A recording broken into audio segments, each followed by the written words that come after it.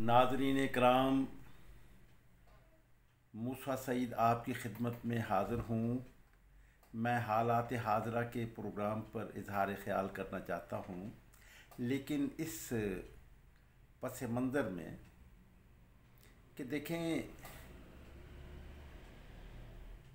कि सिक्योरिटी ने इजाज़त नहीं दी, इसीलिए प्राइम मिनिस्टर जो हैं वो कोयटा नहीं जा सके। ये मेरा एनालिसिस है और इसे लेकिन वो हुआ ये कि अब पीडीएम के रहनुमाओं को सिक्योरिटी ने क्लियरेंस दे दी, लेकिन clearance prime minister Imran Khan को नहीं दी। क्यों नहीं दी? इमरान खान साहब जब अपोजिशन में थे, ये असल में एक तो बात अपोजिशन के बारे में नाज़रीन कराम ये अच्छी तरह समझ लें कि ये ग्रोही लड़ाई है असल में हुक्मरान तबकात की, जो अपने अपने मफादात के हवाले से लड़ रहे हैं। तो इमरान खान से पहले जो हुकूमतें थीं उन्हें भी जब गिराना मकसूद होता था या उनकी पोजीशन को एम्बैरस करना होता था तो इस किस्म के वाक़यात होते रहते थे। आप देखें कि ज़ियाउल हक़ के जहाद अफ़ग़ानिस्तान के बाद उससे पहले आपको हज़ारा बरादरी के बारे में ऐसे वाक़यात अलमनाक नहीं मिलेंगे। ये सब कुछ हम ये समझते हैं कि ये जहाद अफ़ग़ानिस्तान जो अमरीकी ज़रूरतों के हवाले से इस खित्ते में जनरल ज़ियाउल हक़ के दौर में लड़ा गया और या लड़वाया गया, तो उसमें फिर एक मजहबी शिद्दत पसंदी पैदा की गई और उन्हीं दिनों फिर ईरान का इनकलाब आ गया बादशाह के ख़िलाफ़, और बादशाह जो था वो अमरीकी पिट्ठू था। ख़मीनी का इनकलाब आया तो ख़मीनी इनकलाब के असरात पाकिस्तान पर भी पड़ सकते थे, बिल्कुल ऐसे ही जैसे कि पीएनए की मूवमेंट ने ईरान के मौलवियों को बहुत कॉन्फिडेंस दिया था, जो पाकिस्तान में पीएनए की मूवमेंट भुट्टो साहब के ख़िलाफ़ चली थी, शहीद भुट्टो के ख़िलाफ़, तो उससे कॉन्फिडेंस हुआ। एक मौके पर जुल्फ़िकार अली भुट्टो ने, जब वो अडियाला जेल में बंद थे, तो उन्होंने कहा भी था कि उस तहरीक के हवाले से ये इनकलाब बर्पा हुआ शहनशाह के ख़िलाफ़। तो ये एक तो वाक़या जो है वो ये आप समझ लीजिए कि मैं तमाम लोगों से ये कहूँगा कि आप ज़रा तारीख़ को खंगालिए। ज़ियाउल हक़ से पहले आपको हज़ारा बरादरी शिया सुन्नी के हवाले से नहीं मिलेंगी। असल में होता ये है फिर ये कि इस खित्ते में जो एक वॉर लड़ी जा रही है, जो कशमकश मौजूद है, अनडिक्लेयर्ड वॉर है, वो इस हवाले से है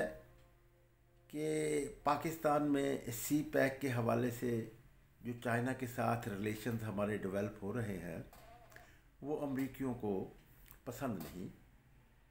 और ये अमेरिका और इंडिया की स्ट्रेटजिक पार्टनरशिप। फिर एक बात और भी मैं कह दूं कि सोवियत यूनियन के जो है वो तहलील होने के बाद पाकिस्तान के आर्मी इंस्टीट्यूशन की अमरीकियों को ज़रूरत नहीं रही, जिन्होंने ख़ुद बहुत इंटरेस्ट लेकर पाकिस्तान के फ़ौजी इंस्टीट्यूशन को बहुत ताकतवर बनवाया था, वो अपने मफादात के लिए। वो मफादात अमेरिका के क्या थे कि सोवियत यूनियन के असरात को रोकना और अरब मुल्कों में जिनका तेल, जिनके ज़राए पर उनका कब्ज़ा है, वहाँ पर अपनी पपट हुकूमतों को तहफ़्फ़ुज़ फ़राहम करने के लिए पाकिस्तान के फ़ौजी इंस्टीट्यूशन की ज़रूरत थी। और जब सोवियत यूनियन नहीं रहा तो ये तो अमरीकियों को इल्म में था कि पाकिस्तान का फ़ौजी इंस्टीट्यूशन चीन के ख़िलाफ़ वो किरदार अदा नहीं करेगा जो सोवियत यूनियन के ख़िलाफ़ किरदार अदा किया था। तो फिर स्ट्रेटजिक पार्टनरशिप इंडिया के साथ अमेरिका की हो गई, तो इस तरह पाकिस्तान का फ़ौजी इंस्टीट्यूशन गैर ज़रूरी हो गया, और उसके बाद से हम ये फिर एक अदम इस्तेहकाम का मुसलसल शिकार चले आ रहे हैं। सी पैक के हवाले से काफ़ी चीन और पाकिस्तान के दरमियान گہرے تعلقات ایسوسیشنز قائم ہو گئی ہیں جو کہ بڑی رکاوٹ ہے انڈیا اور امریکہ کی اسٹریٹجک پارٹنرشپ کے حوالے سے. تو اس حوالے سے پھر وہ تو چاہیں گے کہ ہمارے ہاں ایسی کنٹراڈکشنز کو استعمال کریں. اب ہمارے ہاں گروہی لڑائی ہے. ایک پی ایم ڈی کا پی ڈی ایم کا ایک گروپ ہے, ایک عمران خان حکومت کر رہے ہیں. تو یہ ایک, لیکن اصل ٹارگٹ جو ہے وہ امریکہ اور انڈین اسٹریٹجک پارٹنرشپ کا وہ ہمارا ملٹری انسٹیٹیوشن ہے. وہ ہمارے ملٹری انسٹیٹیوشن کو چھوٹا کرنا چاہتے ہیں, جبکہ چین کی ضرورتوں میں یہ شامل ہے کہ پاکستان کا فوجی انسٹیٹیوشن اسٹرانگ رہے. یہ ہماری بھی ضرورت ہے. ہم بھی چاہتے ہیں کہ پاکستان جو ہے یہ اپنا انڈر ہینڈ کنٹری نہ بنے. تو اس حوالے سے ہماری بھی خواہش ہے. تو اس میں پھر یہ ایک کشمکش جو ہمارے حکمران طبقات میں جو گروپ ہیں, دونوں گروپ ایک ہی جیسے ہیں. عمران خان کے ساتھ جو حکومت کر رہے ہیں وہ بھی اپر کلاس ہے, اور جو اپوزیشن کر رہے ہیں پی ڈی ایم کے حوالے سے وہ بھی اپر کلاس ہے. تو یہ ان کی گروہی لڑائی ہے. تو اس گروہی لڑائی میں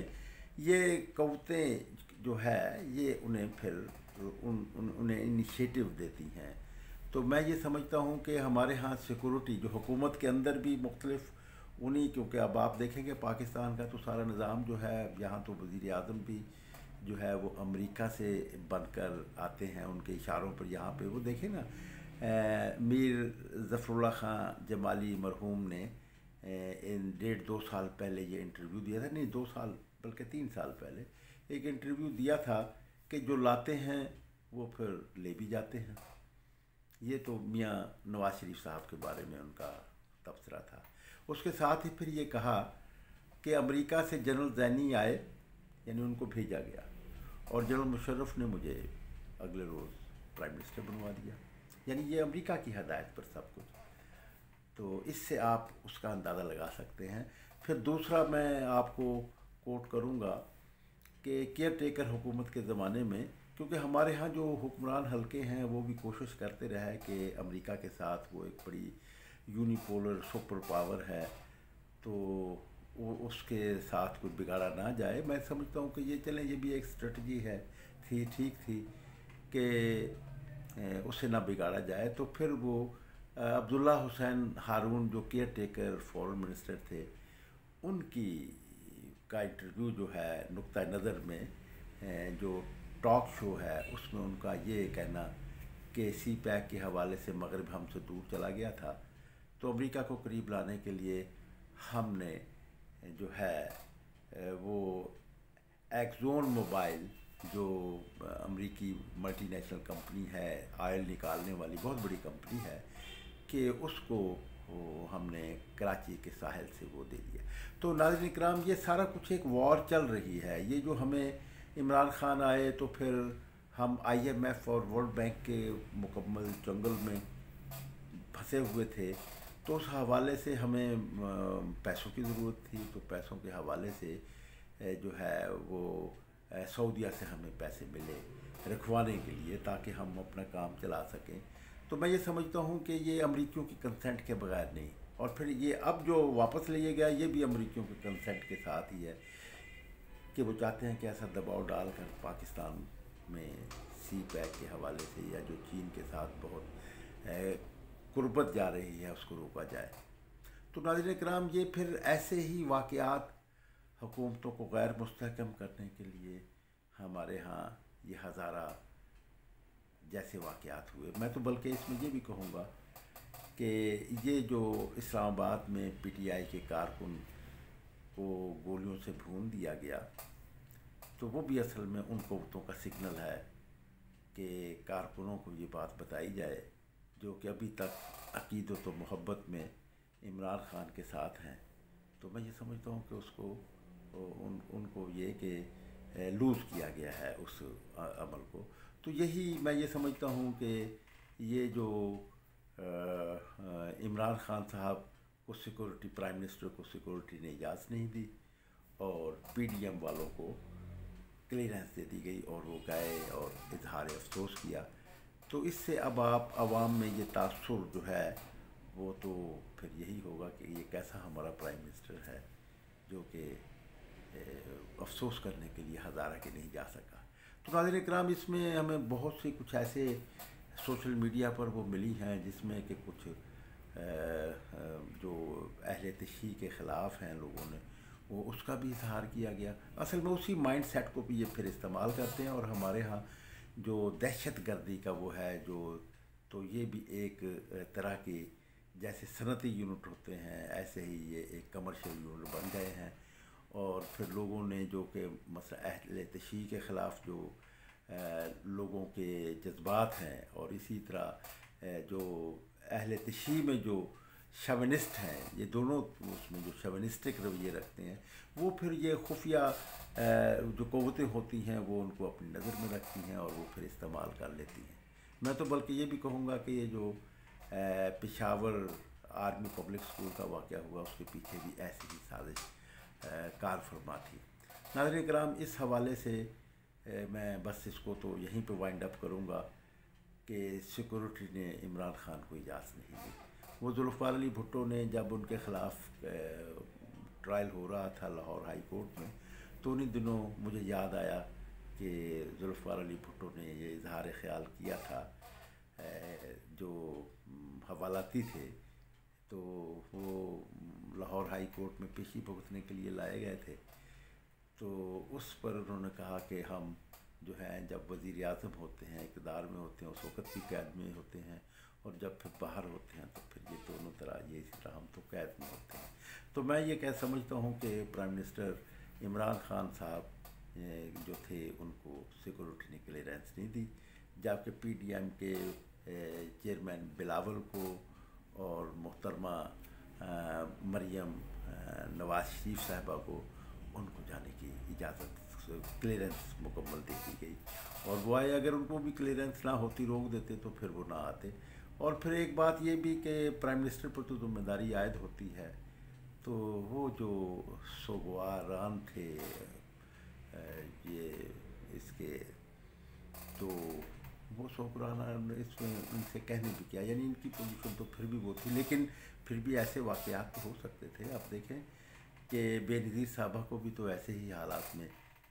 لیاقت باغ میں راولپنڈی میں شہید کیا گیا تھا۔ ناظرین کرام، میں اب اس کا دوسرا موضوع جو بتانا چاہتا ہوں کہ عمران خان اس قدر کمزور نہ ہوتا جیسے اب ہوا۔ کیسے نہ ہوتا؟ بہت سے مواقع دیکھیں، سیاست میں تو یہ ہوتا ہے کہ ایک اچھا سیاستدان وہ ہوتا ہے کہ دشمن کی طرف سے جو وار ہوتا ہے اس کو روکتا ہے، سیاسی وار کو، اور اس وار کو روکتا ہے، اور پھر اس کو وہ اپنے لیے استعمال کر لیتا ہے۔ یہ اس میں بے پناہ صلاحیت ہوتی ہے۔ جیسے ایک اچھے تاجر میں نقصان میں نفع نکالنے کا اس کو وہ ہوتا ہے بزنس میں، اور ایک اچھا جو جرنیل ہوتا ہے وہ شکست سے وہ فتح کا پہلو نکال لیتا ہے، تو یعنی اس کے اثرات جو ہوتے ہیں۔ تو اسی طرح ایک اچھا سیاستدان جو ہوتا ہے وہ اس کی بہت نظر ہوتی ہے۔ بہت سے کورٹس نے بہت سے مواقع عطا کیے، لیکن وہ چھوٹے تھے۔ جیسے تجاوزات کے، غیر قانونی تجاوزات کو گرانے کا مسئلہ تھا، اس میں عمران خان حکومت وہ پرفارمنس نہیں دے سکی۔ وہ دے سکتی تھی، وہاں پہ اپنی پٹیشن تو دائر کر سکتے تھے، پھر عوام بھی ساتھ ہوتے، تو اس میں جو تجاوزات کو ہٹانے کا وہ مسئلہ تھا، وہ اس میں انہوں نے کوئی مہلت مانگتے کہ ہم اس کا سروے کروا کر ہم کم سے کم جن آبادیوں کو یا جن تجاوزات کو ریگولرائز کرنا ہے، تو اس سے پھر ایک ہیوج منی بھی حاصل ہو جاتی، پیسہ بھی بڑا حاصل ہو جاتا، لوگ بھی کمپنسیٹ ہوتے، ان کا مکان نہ گرائے جاتے۔ یہ ٹھیک ہے، جو قبضہ مافیا ہے ان کو تو خالی کروانا بہت ضروری تھا، لیکن ایک سروے کے بعد ہوتی یہ بات۔ تو یہاں پہ پیجنٹلی یہ بات کی کروائی گئی، تو عمران خان اس میں اس کی حکومت ناکام رہی۔ اچھا، اسی طرح عطائی ڈاکٹروں کا تھا۔ آپ دیکھیں گے 5 لاکھ کے قریب پاکستان میں عطائی ڈاکٹر ہیں، ڈاکٹروں کی بڑی شارٹیج بھی ہے۔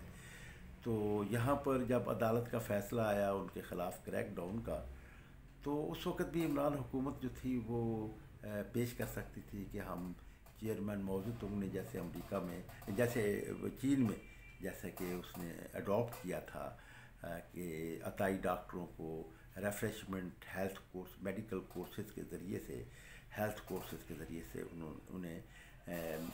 چینی نیشنل ہیلتھ کور کا انہیں اس میں شامل کر لیا گیا تھا. تو پاکستان میں بھی یہ بات کی جا سکتی تھی. تو لیکن عمران خان نے، میں یہ سمجھتا ہوں کہ وزڈم کی کمی، نالج کی کمی، اور وہاں بھی ایک بلکہ زیادہ حریص لوگ ایسے آ گئے جو کہ سوائے پیسہ کمانے کے انہیں کوئی عقل وقل نہیں ہے. تو اسی طرح مہنگائی کے بارے میں جو ایک طوفان ہے آپ کے سامنے ہے. تو دوائیوں کو کنٹرول کیا جا سکتا تھا کہ انڈیا میں جو جنرک اسکیم، جو جنرک میڈیسنز کا جو ایک طریقہ کار اڈاپٹ کیا گیا ہے پاکستان میں، تو ذوالفقار علی بھٹو کے زمانے میں باقاعدہ اصلاحات کی جا چکی تھی، اسے اڈاپٹ کیا جا سکتا تھا. تو وہ آپ دیکھیں کہ یہ بات. اچھا، اس کے بعد پھر جو ناظرین کرام ایک شاندار موقع، بہت بڑا موقع، وہ میں سمجھتا ہوں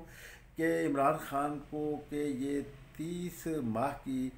جو حکمرانی ہے اس میں وہ واحد واقعہ، بہت بڑا واقعہ ہے جس نے کہ عمران خان کو سیاسی ٹارزن بننے کا موقع فراہم کر دیا تھا سپریم کورٹ نے اپنے فیصلے کے ذریعے سے. ناظرین کرام، وہ سیاسی فیصلہ کیا تھا؟ وہ سیاسی فیصلہ یہ تھا کہ میں یہ اس بات کو نظر انداز نہیں کیا جا سکتا کہ اس بات کو نظر انداز نہیں کیا جا سکتا کہ کیونکہ ہمارے یہاں تمام ریاستی اداروں میں جو ہے وہ مختلف مفادات رکھنے والی قوتیں موجود ہیں. تو یہ بات کہی جا سکتی ہے کہ سپریم کورٹ آف پاکستان کے چیف جسٹس جناب طارق سعید کھوسہ صاحب نے جو فیصلہ دیا تھا، جو اس کے بارے میں ایک اس زمانے میں اس وقت تھی جب ایک ریٹ فائل کر دی تھی اور اس کو سماعت کے لیے منظور کر لیا تھا اپنا یہ جو ایک وکیل تھے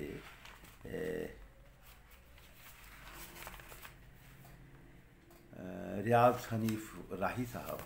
ایڈوکیٹ ان کی طرف سے، اور جوڈیشل فاؤنڈیشن نے اسے اسپانسر کرنا شروع کیا تھا. تو پھر اس نے جب واپس لے لی تھی اپنا ریٹ کسی دباؤ کو ظاہر کرتے ہوئے کہ مجھ پہ دباؤ ہے، واپس لے لی تھی. اس میں یہ تھا کہ پرائم منسٹر کو قانونی طور پر اختیار نہیں ہے کہ وہ ایکسٹینشن دے سکے، جبکہ ماضی میں یہ روایات تو موجود تھیں کہ پرائم منسٹر جو ہے وہ آرمی چیف کی مدت ملازمت میں توسیع کرتے آئے تھے. تو یہ ایک روایت بھی تو قانون کا درجہ اختیار کر جاتی ہے. لیکن اب سپریم کورٹ میں یہ ریٹ دائر ہوئی تھی جسے کہ اپنا ریاض حنیف راہی نے واپس لے لیا تھا. تو لیکن اس وقت چکنا ہو جانا چاہیے تھا عمران حکومت کو کہ سپریم کورٹ کیا فیصلہ کرے گی کہ جب اس جو کہ اس کو ریٹ میں تبدیل کر دیا تھا اور سماعت کو جاری رکھا تھا. تو ناظرین اکرام، ایسے ریٹیں اور ایسے وہ بغیر کسی پروگرام کے وہ نہیں ہوتی، ان کے پیچھے قوتیں ہوتی ہیں. تو لیکن میں یہ سمجھتا ہوں کہ جیسا کہ میں نے یہ کہا تھا کہ ایک اچھا سیاستدان وہ ہوتا ہے جو کہ مخالف کے ایکشن کو خود کیش کروا لیتا ہے. تو اس کے بارے میں سوچنا چاہیے تھا. تو لیکن یہ جو ہی فیصلہ آیا تھا تو عمران خان صاحب، میں یہ سمجھتا ہوں کہ یہ خود ہمارے آرمی چیف جن کو توسیع مدت ملی ان پر بھی بلیم نہ آتا، بلکہ وہ بھی بچ جاتے. ہاں، اگرچہ ایک بات ضرور تھی کہ عمران خان ٹارزن بن جاتا، سیاسی ٹارزن، اور وہ سیاسی ٹارزن پھر بہت ممکن ہے کہ فوج کے بھی کنٹرول میں نہ رہتا، ڈسپلن میں نہ رہتا. لیکن ایک بات تو یہ ضرور تھی کہ ایک اچھے انداز میں جو ہی وہ فیصلہ آیا تھا تو عمران خان صاحب کو، پرائم منسٹر کو کیا کرنا چاہیے تھا. تو میں نے ان دنوں بھی یہ بات سوشل میڈیا پر اسے جب یہ کیس ٹرائل ہو رہا تھا اور اس کے فوراً بعد میں نے یہ کہا تھا کہ ایسا کرنا چاہیے، بلکہ میں نے تو اس عنوان سے اپنا پروگرام جو تھا وائرل کیا تھا کہ اگر میں پرائم منسٹر ہوتا تو کیا کرتا. تو میں آج بھی ناظرین کرام آپ سے دہراؤں گا کہ عمران خان اگر ایسا کرتے تو یقیناً آج وہ سیاسی ٹارزن ہوتے پاکستان کے، اور ان کو یہ جو آج پوزیشن درپیش ہے یہ نہ ہوتی. وہ کیا تھا؟ وہ یہ تھا کہ میں سپریم کورٹ کا شکریہ ادا کرتا کہ آپ نے ایک بہت بڑا ایک جو قانونی لیکونا تھا اس کو آپ نے وہ کرنے کے لیے نشاندہی کی ہے. قانون ایسا بننا چاہیے. چنانچہ امینڈمنٹ کے لیے وہ کہتے کہ ٹھیک ہے میں امینڈمنٹ کرواؤں گا. نمبر دو یہ جو ریاض حنیف رحمانی ایڈوکیٹ ہیں ان کا بھی شکریہ ادا کرتے ہیں. ان کو کہتے کہ میں ان کو ایوارڈ کو کرتا ہوں، بلکہ ایک فنکشن ارینج کرتے ان کے اس کے اعزاز میں کہ آپ نے تو ایک قانون کی نشاندہی کی ہے. اور پھر عوام کو کہتے کہ ایسے بہت سے قوانین ہیں جو کہ برٹش دور سے چلے آ رہے ہیں اور وہ فرسودہ انداز ہیں. ویسے مردم شماری کا ہی جو سسٹم ہے ہمارے یہاں یہ بڑا فرسودہ ہے. اسے ماڈرنائز کیا جا سکتا ہے، سائنٹیفک خطوط پہ کیا جا سکتا ہے. آپ دیکھیں کہ نادرا کا ایک رجسٹریشن کا جو کہ پہلے آبادی کی رجسٹریشن کا وہ تھا، وہ پھر مشرف دور میں اس کو نادرا کا درجہ دے دیا گیا. تو جب نادرا جو ہے وہ عوام کی رجسٹریشن کرتا ہے تو پھر مردم شماری کا جو ذمہ داری ہے وہ تو پھر نادرا کی ہی ہونی چاہیے. پھر تو اسٹیٹسٹکس ڈویژن سے اس کو اس طرف منتقل کر دیا جانا چاہیے تھا. اور اس کے لیے میں تو ضیاء الحق کے زمانے سے کوشش کر رہا ہوں، سن 78 سے کوشش کر رہا ہوں، نشاندہی کر رہا ہوں. لیکن ہم عوام کی بات تو وہ جو بہت پراؤڈ ہیں ہمارے ہاں جو نظام حکومت چلا رہے ہیں، تو وہ ایک کامنرز کی بات کو توجہ نہیں دیتے، جبکہ میں یہ سمجھتا ہوں کہ کامنرز کی بات میں بھی ایک وزڈم موجود ہوتا ہے. تو اس طرح اور بہت سے قوانین ہیں جس کے بارے میں پرائم منسٹر یہ اپیل کر سکتے تھے کہ لوگوں سے کہ یہ جو نیشنل کمیشن فار ریفارم ہے جس کا کہ آفس ان دنوں میں نے تو سنا کہ بعد میں وہ اتنا امپورٹنٹ محکمہ ہی ختم کر دیا، ادارہ ہی ختم کر دیا جس سے کہ بڑا کام لے سکتے تھے عمران خان صاحب. تو وہ اس سے کہتے کہ اس کو ایکٹیویٹ کرتے، اس کو کہتے اور عوام سے تمام بارز ایسوسیشن سے اپیل کرتے کہ وہ ایسے قوانین کی نشاندہی کریں. کیونکہ تبدیلی لانے کے لیے، سرمایہ داری نظام میں بھی تبدیلی لانے کے لیے، تو سرمایہ داری نظام کو جاری رکھنے والے جو قوانین ہوتے ہیں، جو لاز ہوتے ہیں، ان کو بھی ریشفل کیا جاتا ہے، ان کو بھی ماڈرنائز کیا جاتا ہے وقت کے لحاظ سے. کیونکہ جو کالونیل دور کا جو قوانین ہیں وہ ایک آزاد پاکستان کے لیے وہ قوانین فٹ نہیں ہیں. تو اس طرح وہ تمام قوانین کے لیے وہ کہتے ہیں کہ بھی نیشنل کمیشن فار ریفارمس کو بھجوائیں اور وہاں پر وہ اور پھر پرائم منسٹر جو ہیں وہ اپنی اس موومنٹ کو اسٹرانگ کرنے کے لیے تمام بار ایسوسیشن سے خطاب کرتے، پھر جلسوں سے خطاب کرتے، اور پھر امینڈمنٹ کا جو آرمی چیف کا تھا وہ امینڈمنٹ کا بل بھی پیش کر دیتے جو کہ وہ جس کی ریکوائرمنٹ تھی. تو اس میں پھر اگر وہ اپوزیشن والوں نے، آپ دیکھیں کہ اس دباؤ کے بغیر بھی انہوں نے صرف GHQ کے اور آرمی چیف کو جو ہے اس کی خوشنودی حاصل کرنے کے لیے یہ جو آج PDM کی جو سیاسی جماعتیں جو شور کر رہی ہیں ان پر یہی تو ایلیگیشن ہے کہ اس وقت آپ نے اسے مان لیا. تو اصل میں بات یہ ہے کہ جو اس کے ذریعے سے پوزیشن جو ہے وہ کمزور کرنا چاہتے تھے اور اپوزیشن کو طاقتور کرنا چاہتے تھے. وہ قوتیں جس میں کہ نیب کا رول کو بھی محدود کرنا مقصود تھا. تو اس حوالے سے وہ اس ہوپ پر ہی کہ یہ ہو جائے گا. جیسے کہ آپ دیکھیں کہ کراچی میں ایک واقعہ ہوا تھا، صفدر جو ہے اپنا مریم نواز صاحبہ کے ہسبینڈ، ان کے خلاف ایک کارروائی ہو گئی تھی اور پھر وہ اس میں IG پولیس کا معاملہ سامنے آیا تھا. تو اس وقت پھر جو تھا وہ پھر آرمی چیف نے جو فون کیا چیئرمین بلاول بھٹو کو، تو اس میں بلاول بھٹو صاحب جو تھے وہ یہ محسوس کیا انہوں نے یا ان کو تاثر دیا گیا کہ یہ جو بلوچستان میں جو الیکشن ہو رہے ہیں ان الیکشن میں پارٹیسپیٹ کریں. چنانچہ اس موومنٹ کے دوران ہی بلاول بھٹو وہاں چلے گئے تھے اور مریم نواز تو بہت بعد میں گئی تھی. تو اس میں لیکن وہ پھر رزلٹ جو آئے تو وہ تو پھر بلاول کے مطابق نہیں تھے، جس پر بلاول بھٹو زرداری نے اپنی ناراضگی کا بھی اظہار کیا تھا. تو میں یہ سمجھتا ہوں کہ یہ سب ایک واقعات ہیں. تو بس اس کو اگر وہ کرتے، میرا خیال ہے کہ وہ میں بلکہ پورا وہ کہ جب فوج کا بھی وہ تھا اور پھر عوامی تحریک بھی ہوتی تو یہ اپوزیشن کے تمام جماعتیں جو ہیں وہ آرمی چیف کے لیے جو قانون میں امینڈمنٹ کی گئی تھی تو اس میں وہ پازیٹیو رول ادا کرتی، یہی رول ادا کرتی جو کہ انہوں نے بعد میں کیا، جو کہ اس کے بغیر کیا۔ تو اس کے بغیر جو کیا تو اس سے تاثر یہ ہوا کہ یہ آرمی چیف کے اپنے دباؤ کی وجہ سے یہ انہوں نے فوراً جو تھا اتنا عجلت میں قانون پاس کروا لیا گیا، تو یہ ایک تاثر تو موجود ہے۔ تو میں یہ سمجھتا ہوں کہ وہ پھر ایک عوامی ویو بن چکی ہوتی، اس کے ہاتھوں بھی وہ مجبور ہوتے، اور اگر یہ اپوزیشن جماعتیں زرداری اور نواز شریف یہی بڑی وہ ہیں کہ اگر یہ اس میں معاونت نہ کرتے تو پھر اور وہ قانون پاس نہ ہونے دیتے تو عمران خان صاحب کے پاس یہ پرائم منسٹر کے پاس یہ آپشن موجود تھی کہ وہ پھر اسمبلیاں توڑوا دیتے اور لوگ بھی یہ یقین کر لیتے کہ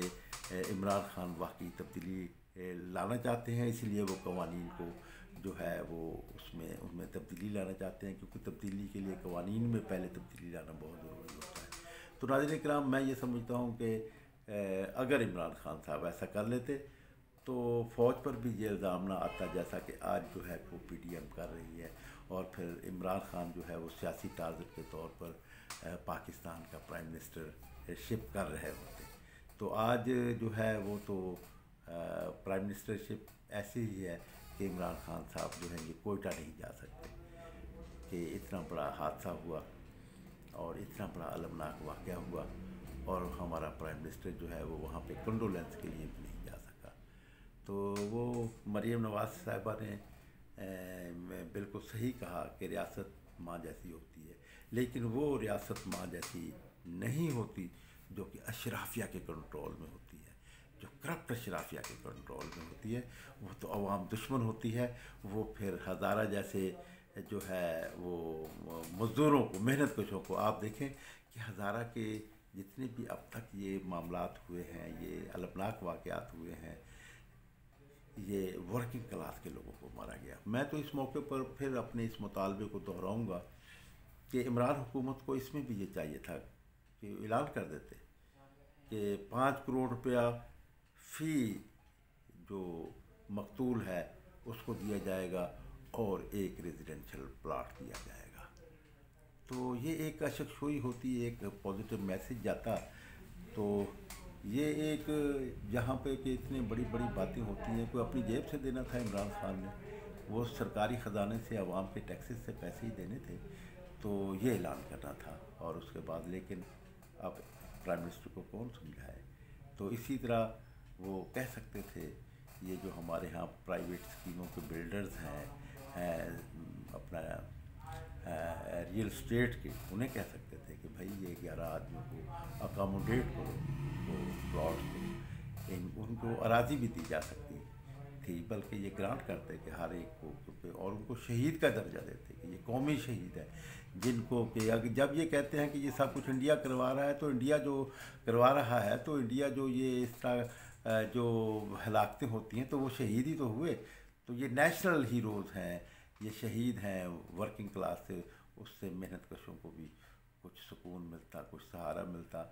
کہ ریاست ماں جیسی ہوتی ہے۔ لیکن ریاست جو اشرافیہ کے کنٹرول میں ہو، وہ نواز شریف کے کنٹرول اس کا ہیڈ ہو، یا زرداری ہیڈ ہو، یا بلاول ہیڈ ہو، تو وہ تو پھر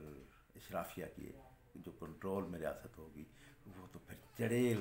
ماں ہوتی ہے، وہ تو خونخوار ماں ہوتی ہے، وہ ستیلی ماں ہوتی ہے۔ تو میڈم مریم نواز صاحبہ، میں تو یہ کہوں گا کہ ریاست ماں جیسی وہی ہوتی ہے جو کہ عوام کے کنٹرول میں ہو، جس کی اسٹیٹ مشینری عوام کے کنٹرول میں نہیں ہو، وہ کرپٹ مافیا کے کنٹرول میں ہو، وہ تو پھر عوام دشمن ہوتی ہے، وہ تو بہت خونخوار ماں ہوتی ہے جو اپنے بچوں کو بھی کھا جاتی ہے۔ تو یہ پاکستان کی ریاست جو ہے یہ انہی کے کنٹرول میں ہے، اور یہ اپنے بچوں کو کھا رہی ہے۔ ناظرین کرام، میں آپ کا شکر گزار ہوں، میری باتیں آپ کو پسند آئیں تو لوگوں تک پہنچانے میں آپ اپنا کردار ادا کریں، اور میرے چینل کو سبسکرائب بھی کریں، اور لائک بھی کریں، اور شیئر بھی کریں۔ میں آپ لوگوں کا بہت بے حد